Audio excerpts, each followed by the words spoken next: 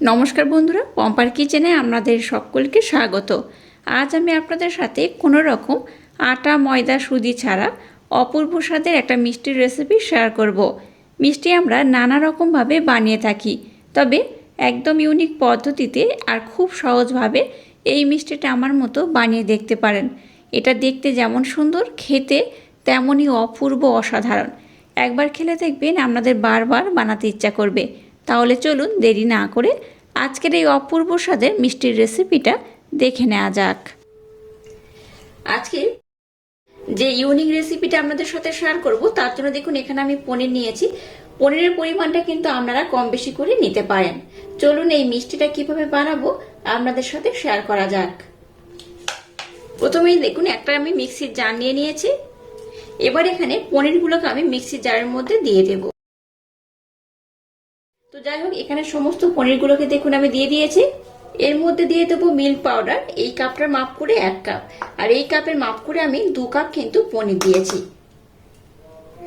দিয়ে দেবো সামান্য একটু এলাচ পাউডার। দিয়ে দেবো 1 কাপ লিকুইড দুধ। ওই কাপের মাপ করেই কিন্তু আমি সমস্ত উপকরণ ব্যবহার করছি। আর দেখুন দুধের স্বর আমি জমিয়ে খুব সুন্দর করে একটা মালাই করে রেখে দিয়েছি। দেখে বুঝতেই পারছেন কতটা মালাই আমি জমিয়ে নিয়েছি। এই মালাইটাকে আমি এখানে দিয়ে দেব। একদম ইউনিক পদ্ধতিতে বানানো এই মিষ্টিটা একবার হলো ট্রাই করবেন, আশা করছি আপনাদের ভীষণ ভালো লাগবে। আর যে কাপটা নিয়েছি সেই কাপের মাপ করে 1/2 কাপ আমি এই মালাই দিয়ে দিয়েছি। মিষ্টির জন্য দিয়ে দেবো 2 চামচ ব্লেন্ড করে নেওয়া মিছরি। মিষ্টির পরিমাণটা আমরা একটু কম বেশি করে দিতে পারেন। এখানে আমি মিষ্টি ব্যবহার করলাম 2 চামচ, আপনারা চাইলে একটু কম বেশি করে ব্যবহার করতে পারেন। আর এখানে যে আমি মিল্ক পাউডার মানে গুঁড়ো দুধ ব্যবহার করেছি, সেই গুঁড়ো দুধের পরিমাণটাও কিন্তু আপনারা একটু কম বেশি করে দিতে পারেন। তো যাই হোক, এবার আমি সমস্ত উপকরণ খুব ভালোভাবে ব্লেন্ড করে নেব। দেখুন মিশ্রণটাকে আমি খুব সুন্দর করে ব্লেন্ড করে নিয়েছি। একদম কিন্তু এরকম মোলায়েম সফট করে ব্লেন্ড করতে হবে, তাতে করে আজকে যে মিষ্টিটা বানাবো একদম পারফেক্ট হবে। তো চলুন এবার আমি নেক্সট স্টেপ আপনাদের সাথে শেয়ার করব। এবার দেখুন গ্যাসটাকে জেলে দিয়ে এরকম একটা কড়া বসিয়ে কড়াটাকে গরম করে নিয়েছি। এবার কড়ার মধ্যে কোনো রকম ঘি তেল কোনো কিছু আমি ব্যবহার করব না।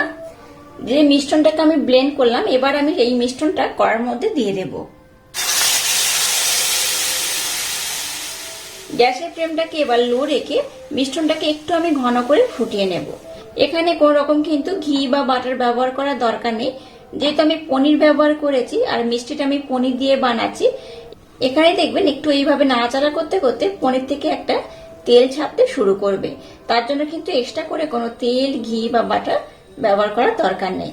গ্যাসের ফ্লেমটাকে এবার লো রেখে মিশ্রণটাকে আমি একটু ঘন করে ফুটিয়ে নেব।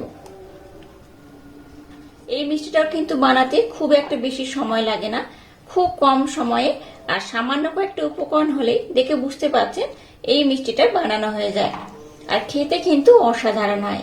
একবার খেলে আপনাদের বারবার বানাতে ইচ্ছা করবে। গ্যাসের ফ্লেমটাকে লো রেখে এবার এই মিশ্রণটাকে আমি খুব সুন্দর করে কিন্তু একটু ঘন করে ফুটিয়ে নেব। গ্যাসের ফ্লেমটাকে দেখুন একদম লো রেখে এই মিশ্রণটাকে কিন্তু আমি খুব সুন্দর করে দেখুন ঘন করে নিচ্ছি। এটাকে কিন্তু আর একটু ঘন করতে হবে। আর একটু ঘন করলে আজকে যে মিষ্টিটা বানাবো একদম পারফেক্ট হবে আর খেতে হবে অপূর্ব অসাধারণ। আর এখানে কোন রকম আটা ময়দা সুজি বা এখানে কোন রকম দেখুন আমি ছানাও ব্যবহার করিনি।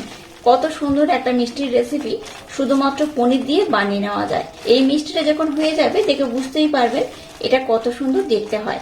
আর একবার যখন বাড়িতে বানিয়ে খাবেন তখনই বুঝতে পারবেন যে এই মিষ্টিটা খেতে কতটা অপূর্ব হয়। তো এইভাবে নাড়াচাড়া করতে করতে এটাকে আমি আর একটু ঘন করে নেব। গ্যাসের ফ্লেমটাকে লো রেখে আবারও দেখুন নাড়াচাড়া করতে করতে এটাকে আমি অনেকটা ঘন করে নিয়েছি। এটাকে আর খুব বেশি ঘন আমি করব না, এটা এইরকমই থাকবে। এবার আমি গ্যাসটাকে বন্ধ করে দেব। এবার এই মিশ্রণটাকে এই প্লেটের মধ্যে আমি দিয়ে দেব।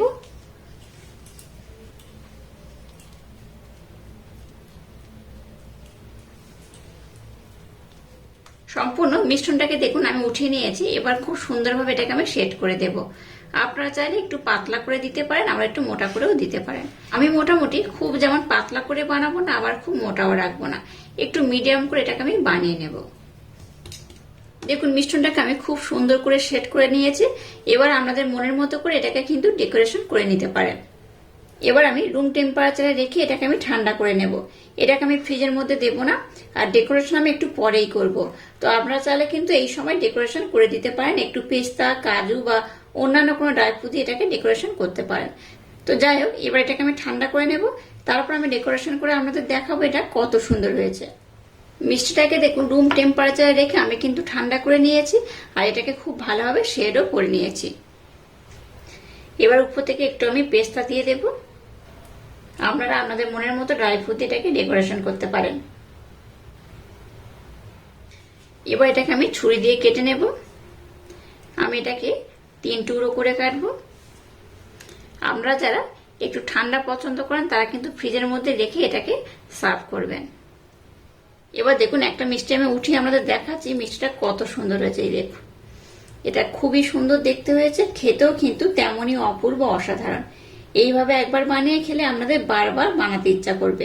আজকের এই অপূর্ব স্বাদের মিষ্টি রেসিপিটা যদি আপনাদের ভালো লাগে তাহলে চ্যানেলটাকে লাইক, শেয়ার, কমেন্ট এবং সাবস্ক্রাইব করবেন, আর পাশে থাকা বেল আইকনটা প্রেস করে দেবেন। তাহলে টাটা, আবার দেখা হচ্ছে নতুন কোনো রেসিপি নিয়ে।